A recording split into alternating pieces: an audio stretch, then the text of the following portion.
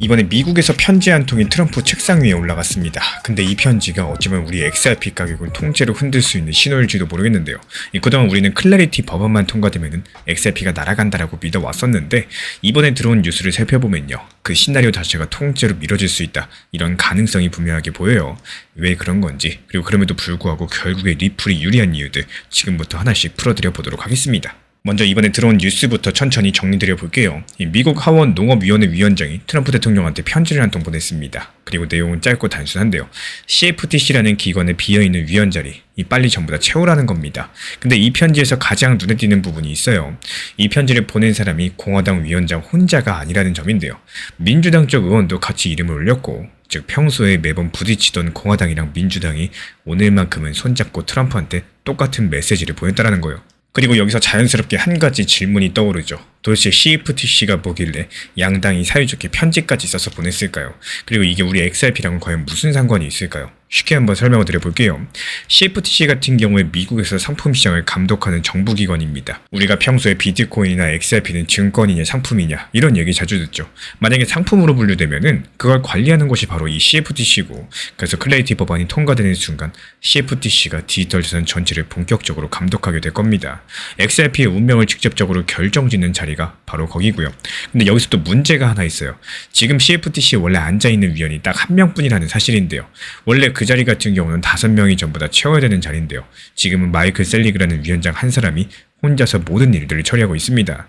작년 12월에 직전 위원장 대행이 사임한 뒤로 지금까지 4자리가 비어있는 상태라는 건데요. 그래서 여기까지만 들으면은 그냥 사람이 조금 부족하구나 이 정도로 넘어갈 수 있겠어요. 근데 이 사실이 왜 우리 XRP한테 진짜 중요한지 지금부터 나오는 한 가지 정보를 들으셔야지 비로소 이해가 되실 겁니다.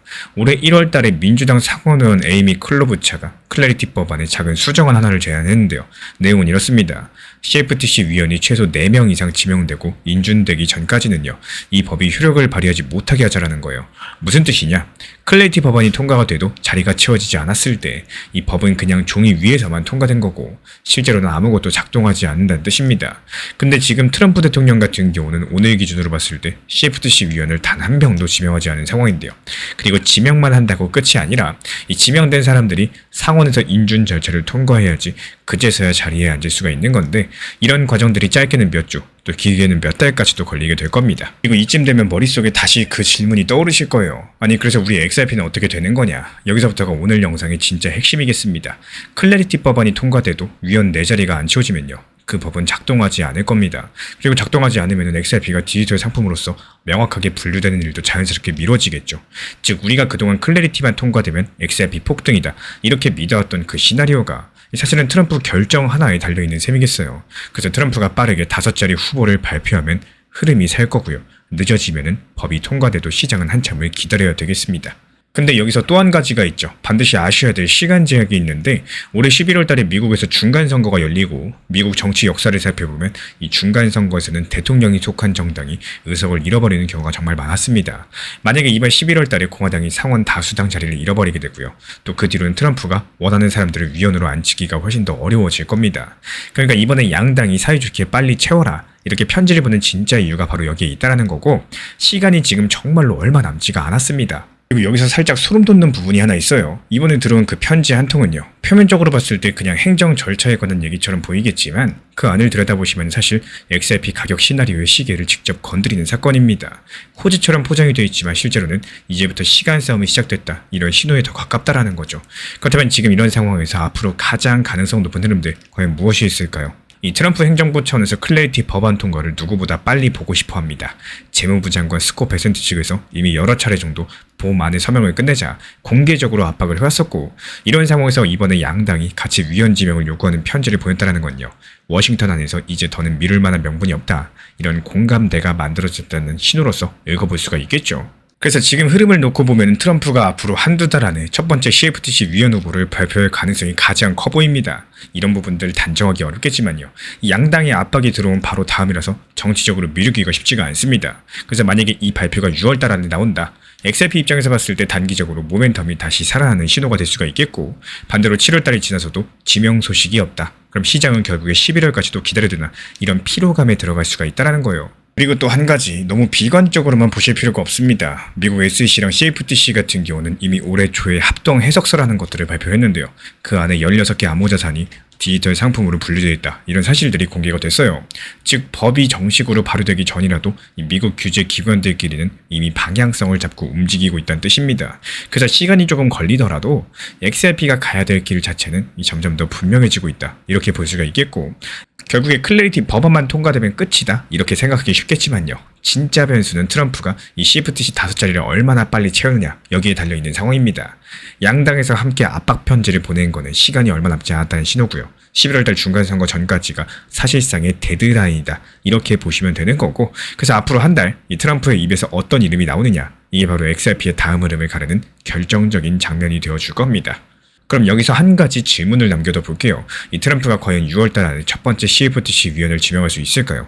그 정답이 리플 XRP의 다음 한 달을 결정하게 될 거고요. 이 부분은 다음 영상에서 더 깊게 풀어드려 보도록 할게요. 그래서 대부분의 많은 구독자분들께서 업비트, 빗썸, 이 현물 매매를 안전하게 운영하고 계실 거라고 생각을 해요. 근데 그 외 거래소에 대해서 잘 모르고 선물, 해외 거래소 이런 것들 모르시면은 그냥 안 하시는 게 맞다라고 생각을 합니다. 괜히 리스크 투자하실 필요가 전혀 없고요. 안전하고 효율적인 업비트, 빗썸, 현물 매매, 이 단점 자체가 거의 없는 상황이에요. 그래서 장점 중에서는 신기하게도 시간이 지나면은 조금씩 회복되고요. 매수 가격이 좀 높다라고 할지라도 내가 여유가 되면은 꾸준한 추가 매수나 대응을 통해 가지고 회복 자체가 가능하다라는 겁니다. 하지만 내가 잘 모르는 상태에서 해외 거래소다거나 아니면 선물 매매 여기에 접근을 하시면은 이 잘못하다가 청산당하고요. 그러고 나면은 회복 자체가 불가능하다. 이런 사실들을 반드시 알고 계셔야 됩니다. 지난 폭락장에서 XRP 1830원 그리고 1900원서 이렇게 두 차례 분할 매수 들어갔던 물량들, 이번에 2200원 단기 매도하면서 깔끔하게 나왔죠. 추가적인 매수 매도 타점 속보로서 받아보고 싶으신 분들께서는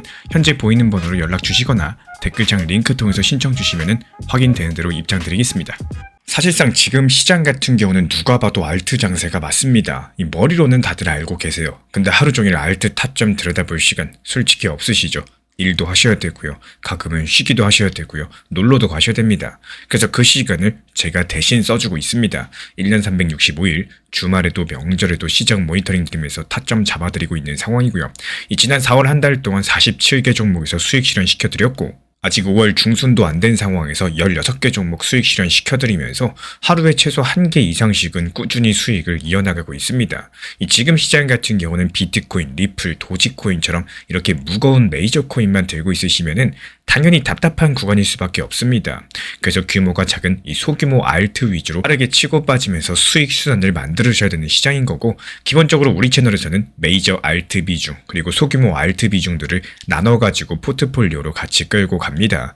이 수익 타점 정보 커뮤니티 입장 원하시는 분들은 구독과 좋아요 눌러주시고 화면에 보이는 번호로 문자 신청 남겨주시면 입장 안내 바로 도움드리겠습니다. 제가 안내해드리고 있는 코인 신사 채널 멤버십 전용방에 대해서 짧게 설명드려 보도록 하겠습니다. 리플, 암호화폐 시장에 대한 중요한 이슈, 그리고 브리핑이나 시장의 흐름에 대한 전문적인 분석 내용 설명과 함께 차트상의 기술적 분석, 온체인 지표와 투자 심리에 대한 내용들을 같이 안내 도움드리고 있고, 가장 중요한 투자 심리를 컨트롤하기 위해서 포트폴리오의 구성에 대한 노하우, 투자 심리 컨트롤에 대한 내용도 같이 안내드리고 있습니다. 코인 신사 스터디 멤버십 가입하신 분들께서는 아래 번호 혹은 신청 링크 통해서 남겨주시면 제가 연락드리고 있고, 안내 설명과 함께 신사 채널 리플 전용 멤버십 방에도 입장 안내 설명드리고 있습니다.